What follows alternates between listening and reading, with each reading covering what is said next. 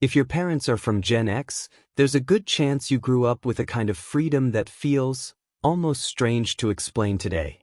Not better, not worse, just different. You were told to go outside and come back when it got dark. You figured things out on your own. And most of the time, no one was checking every little thing you did. No constant messages. No constant supervision. Just space. And here's the interesting part. That way of growing up didn't disappear. It quietly shaped how Gen X parents raise their kids today. And once you start noticing it, you realize it shows up in ways you never paid attention to before. Gen X parents grew up in a very specific environment. It wasn't a time of constant guidance. It wasn't a time where everything was explained in detail. Instead, it was a time where you learned by doing. You came home to empty houses. You made your own food. You solved small problems on your own. And at first, it might not have meant much. But over time, that experience repeated itself, day after day. And repetition creates patterns. Eventually, independence stopped being something you noticed. It just became normal. And when something becomes normal, you stop questioning it. You don't think, this is shaping me. You just live it. You adapt to it. You build around it. And without realizing it, you start developing a mindset, a quiet assumption that says, I can handle things on my own. Even if no one says it out loud.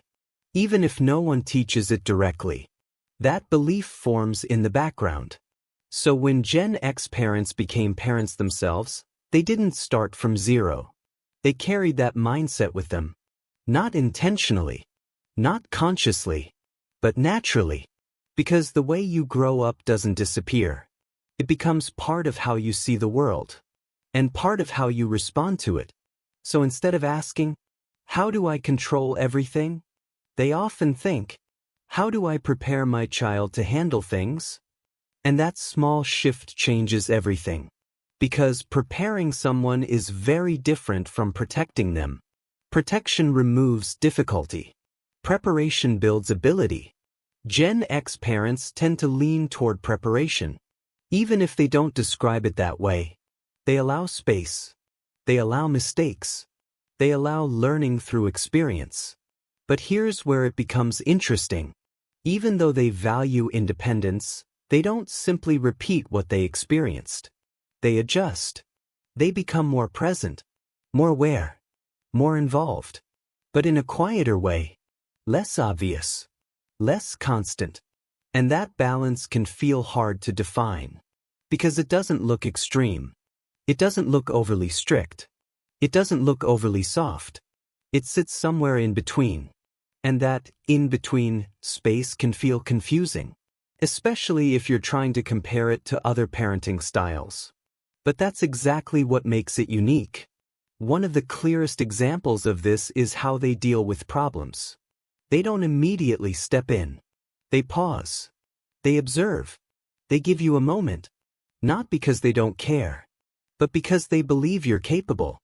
And that belief changes how they respond. From their perspective, helping doesn't always mean solving. Sometimes helping means stepping back. Letting you try. Letting you figure it out.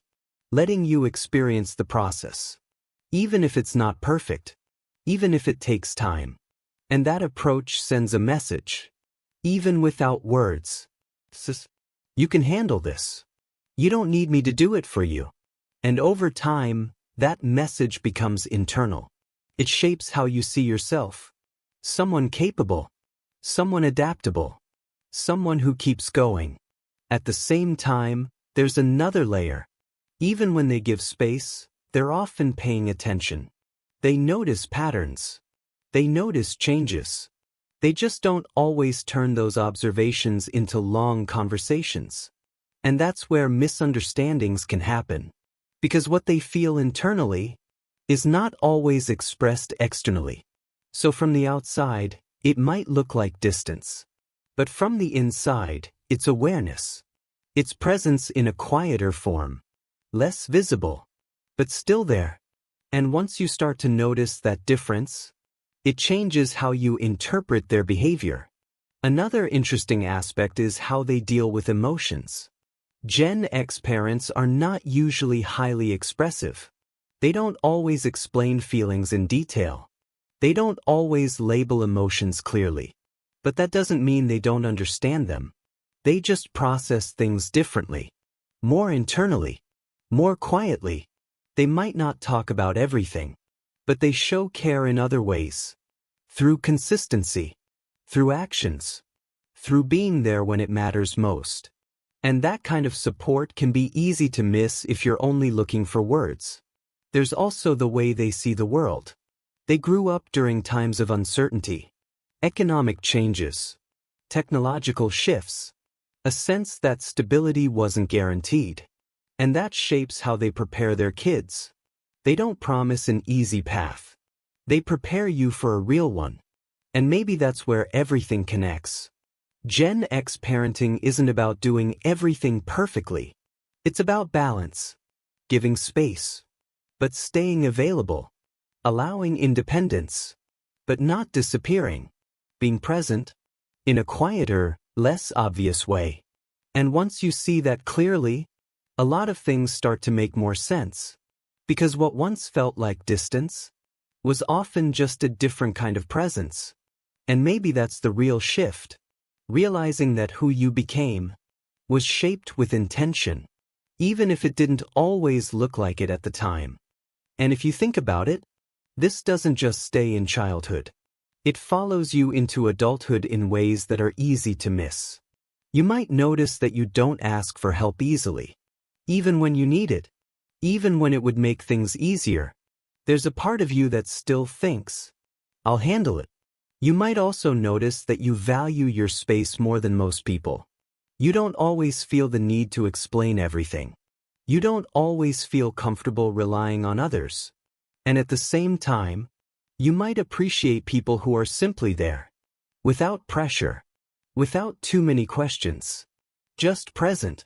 And that says a lot, because it reflects the environment you grew up in, a space where presence wasn't loud, but it existed, in a quieter way.